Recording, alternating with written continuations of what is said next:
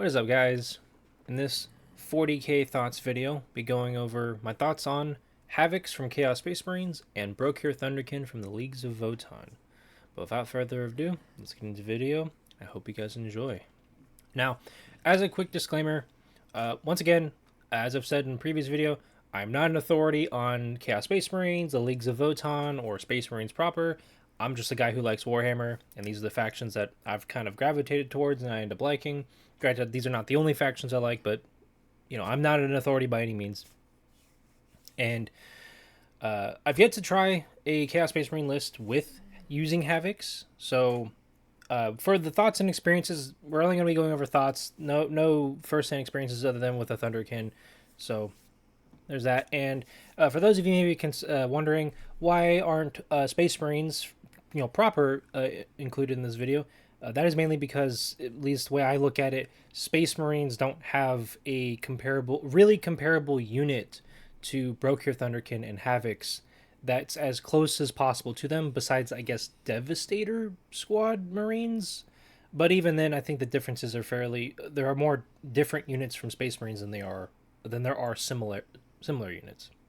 But moving off into units and talking about their data sheets, we're going to go talk about the Havocs first.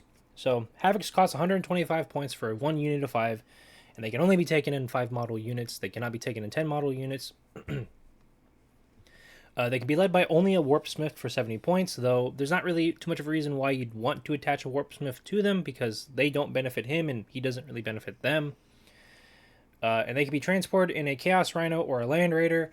The Rhino is very relevant because if you're playing an army that's using Renegade Raiders, you can have them be in the party wagon, inside the Rhino, and the Rhino has firing deck 2. You can have your Havocs shoot their lasguns or autocannons from the safety of the Rhino, and because of Renegade Raiders, get the +1 to AP if the attacked unit that the unit that they're shooting at is on an objective.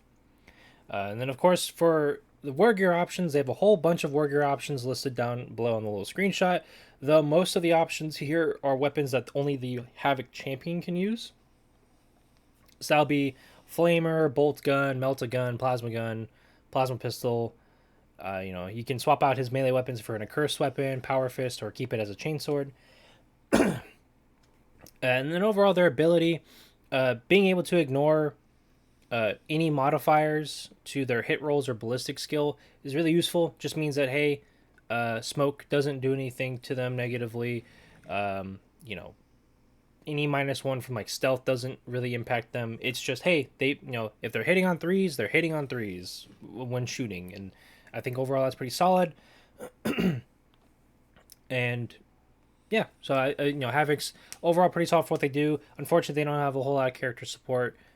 Sure, you could say that the Warpsmith isn't a terrible leader option, but because he wants to be near a vehicle by himself for lone op, it's more preferable to just keep him by himself and not have a little entourage of heavy weapons guys. Moving off into the Brokir Thunderkyn, and yes, this is a lot smaller compared to the Havocs, but for them, a unit of 3 models costs 80 points, and if you want to use one unit of 6, it costs 160 points.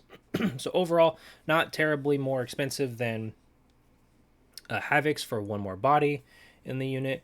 They can be led by a Brokir Ironmaster. He is the only leader that can be attached to them, and he himself is not a terrible character to attach to them. You can take enhancements if you really want to take enhancements for that unit. And then on top of that, his gun, the Graviton Rifle, is overall pretty solid for extra little bit of anti-vehicle shooting. They can only be transported in a Hecaton Land Fortress. Moving off into their stats, their data sheet stuff. Their ability just allows them to basically strip cover when they shoot something. It's pretty handy. May not always come up, but overall it's a pretty solid ability for when you have those situations where it does come up. And then, of course, when you look at their war gear options, they can be all equipped with bolt cannons, which are your heavy bolter equivalents, though they're higher strength and have sustained hits 2 instead of sustained hits 1. You can have them all equipped with Graviton Blast Cannons, which are really solid anti-monster, anti-vehicle profiles.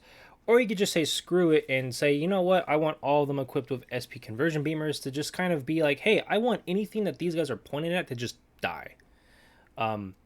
Personally, SP conversion beamers are my preferred war gear option for Broker Thunderkyn. It's not too hard to get conversion to activate, and even when you aren't in, even when your units don't have conversion active, it's still good. It's not a bad profile, regardless if you have the lethal hits or not, or you're auto critting, thanks to conversion. Overall, really solid profile. It's just very general purpose. You can point them at whatever, and it's probably going to get hurt or die. Now, moving into my combined thoughts about the both models, both units. I think that both the Thunderkyn and the Havocs, with regards to their models, look really good. Though I do have like little criticisms. Number one, I do think that, or I wish that Thunderkyn by default looked a little bit more like Hearthguard or Hearthkyn Warriors. It's just a minor little nitpick. Granted, I still don't think they look bad by any means. I just think that if they had a more kin look to them with like the Hearthkyn Warriors and or Hearthguard, they'd look cooler. And then with Havocs, I just wish they had more of a default Iron Warriors appearance. I know that's where kit bashing or using Horus Heresy miniatures of like Mark III Tactical or Mark II Tactical Marines with special weapons goes a long way. But without jumping through extra hoops, it would be cool if Havocs just had a more Iron Warriors appearance to them by default. But moving away from the appearance of models and talking about the units themselves, Thunderkyn as a shooting unit, either for anti-infantry, anti-elite, or anti-vehicle shooting, I think they are by far one of the scariest units that the Votann have for shooting. And I think that's regardless of if you're using conversion beamers or grav cannons. From my own personal experience, I've used them with SP conversion beamers. I have one unit of 6 Brokir Thunderkyn and then 2 units of 3. And all 3 of those units will always end up just beaming whatever is in front of them. Whatever you point them at, it's probably going to die or get seriously wounded. Yes, there's the big caveat of, well, it's a damage 3 profile. You may not need to shoot a damage 3 weapon into something that has 1 or 2 wounds. But you can effectively take Thunderkyn, point them at a vehicle, point them at Terminators, point them at a Demon Prince, and assuming that that thing that they're targeting doesn't make those saves, it's going to walk away seriously hurt or dead. The Havocs are a solid fire support unit. They do have competition with regards to what they do, and that is that Predators, whether we're talking about the Chaos Predator Annihilator or Chaos Predator Destructor, both of which do solid at good jobs at being either anti-vehicle or anti-infantry / anti-elite. Obviously, Predators cost a bit more points than Havocs, and then Forge Fiends, of course, cost a fair bit more than Havocs, but those are really solid just fire support units for the Chaos Space Marines.